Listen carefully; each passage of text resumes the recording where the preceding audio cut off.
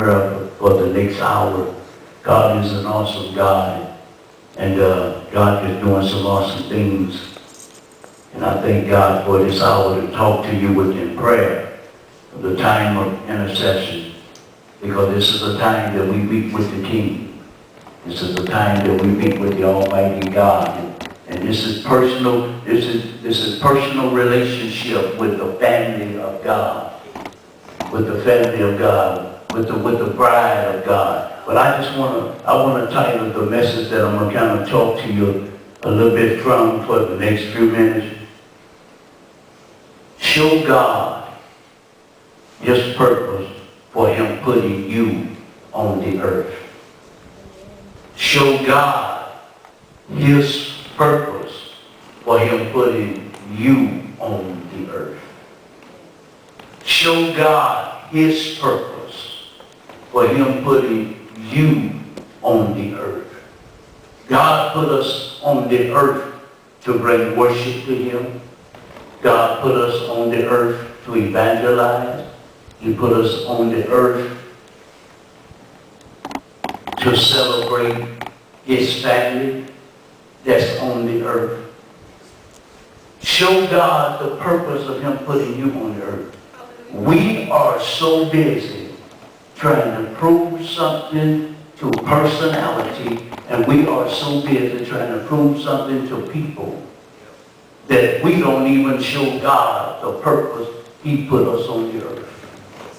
We are so busy trying to show purpose to a person, to show purpose to a personality, us trying to please everybody. But when it comes down to the Lord, He's the last one that we are surrendering to while we in this earth.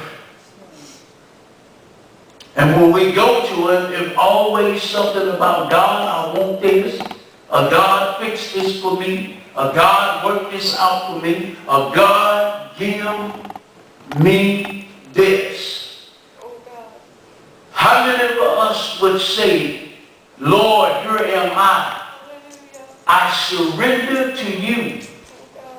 And I only carry out what you want me to do. I only say what you want me to say. I only speak what you want me to speak. We'll make a plan. And we'll tell God to bless our plan. Instead of telling God to plan our blessing. Instead of telling God, it's what you plan today. This is the day that the Lord has made, and I will rejoice and be glad in it. Show God His purpose for putting you here on this earth. You don't have to try to prove nothing to me. You show it to God. Once you show it to God, it'll be proven to me. Show God His praise for Him putting you here on this earth. You don't have to show me your praise. Once you show it to God, then I will see your praise. David said, I'll bless the Lord at all times. Watch what he said. And His praises shall continue be in my mouth. Not your praise, but he said, His praise shall continue to be in my mouth. We need to choose to love God. You don't have no problem with people. Your problem that you have will be with God. When you love God, then you will love people. When you love God, and I can give you a prime example. Jesus was on the cross. Am I right? They did Jesus wrong. You never did hear Jesus say not one time, I hate them. I don't like them. I can't stand them. This is what Jesus said. Forgive them, Father, for they know not what they do. They don't even know. Why? It's because Jesus loved. This is the day, is a day of Pentecost. Every 50 years there's a Pentecost. And today is the day of Pentecost. I'm going to just show you in the Bible, reading scriptures in the Bible to show you what happened on Pentecost. It's something, it's an awesome move of God. It's big in the spirit realm. And God's going to get it to the earth realm. Hallelujah. Did y'all hear what I just said? Let me tell you something before I get into the scripture that's been to start that you're going to see happen. And I've seen it happen to my life in the year of 1974.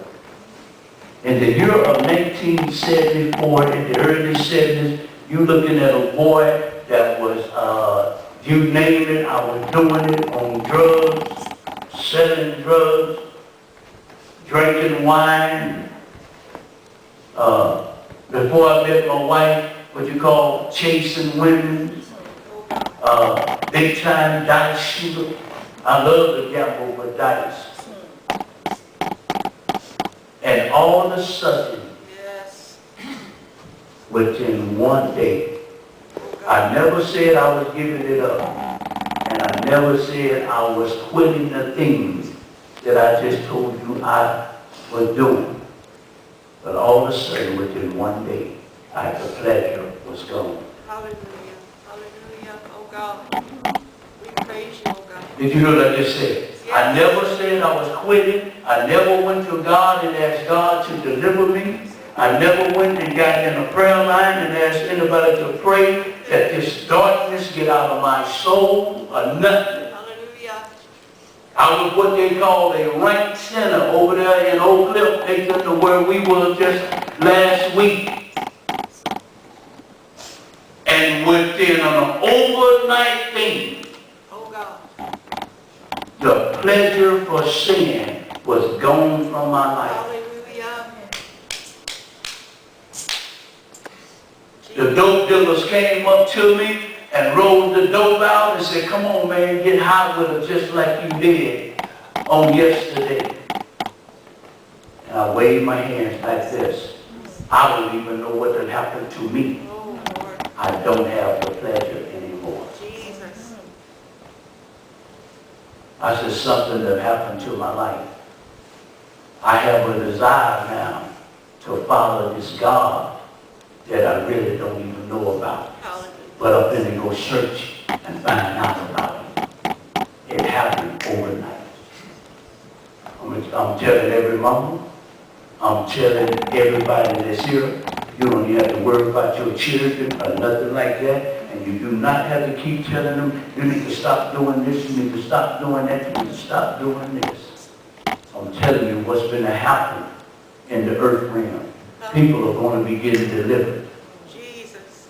And they really, I love that pleasure of sin. Yes. I ain't gonna lie to you. Oh yes. But all of a sudden, I don't have that pleasure no more. Hallelujah. I'm quitting. I got a brother. I preached in Dallas West. Was that last week, Drake? In Dallas West at 8:30. I had been to an 8:30 service preaching in Dallas West before I came to the service here. A friend of mine called me up and had me on SS34 on television. And the preacher of the Dallas West church called, looked at the TV program, saw me on there, called me and asked me would I come and speak. For some particular reason, if I would have turned the preacher down that asked me to come on television, then the preacher that asked me to come speak on that Sunday morning would have never saw me. God had that thing set up. I told the preacher that saw me on television, yes, I'll be there.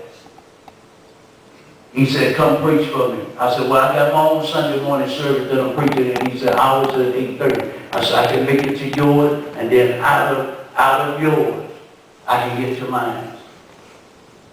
this is something happened.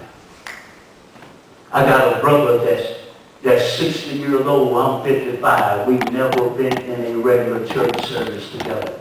We've been to funerals. But out of 55 years, me and my older brother never been into a regular church service. My dad, before he met my mother, was once married to my brother's mother. So we don't have the same mother, but we have the same dad. Then my dad married my mother. Well, my brother walked into that service. And we hadn't been in our church service in 55 years. We've been to funerals. And probably just a few of them, because I really don't know that brother. I wasn't raised around him. My brother walked into that service. I didn't know it was my brother at first, and then I stopped in the midst of my message and did it like that. And I told everybody, I said, that's my brother. And we've never been in a church service in 55 years. And a shout came over the house. People just went to praising God. And my brother was an alcoholic. He rather drink than eat. I looked at my brother and I said, brother, how is you doing on that drinking? He said, brother, within one night, I have no more pleasure for it. I'm not doing it anymore. At the end of the service, my brother that I've never been in a service with in 55 years walked down to the altar and gave his heart to Jesus Christ. Give the Lord a great big hand. You got family members that's going to start calling you up and saying, I have no pleasure anymore to do wrong. I don't know what can happen. The desire is not there no more. They ain't going to even say anything about, I want to change or I want to get delivered from that. The desire won't even be there no more because God is getting something from the heavenly realm is shifting into the earth. Oh, hallelujah. Oh, God. God is getting something. God is getting an awesome move of God that's in the kingdom, that's in the heavenly realm, is shifting to the earth realm. Oh, my God. That the pleasure of wrongdoing is going to shift from people's lives. God is doing it. Because a man can't do it. You can't even give up that you want to do, which is wrong. Yes. But God can take it out. Oh, and you don't have no more pleasure. No more pleasure. No more pleasure. No more pleasure. Because I was asleep the other night.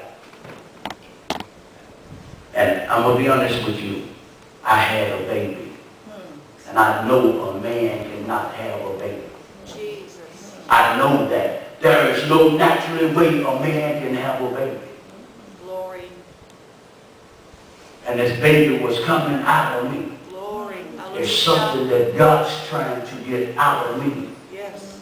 And God's trying to get it into this earth realm. Oh, yes. Oh, yes. And I can see it in the spiritual because that can't happen in the natural. Yes. So it's something that I'm pregnant with.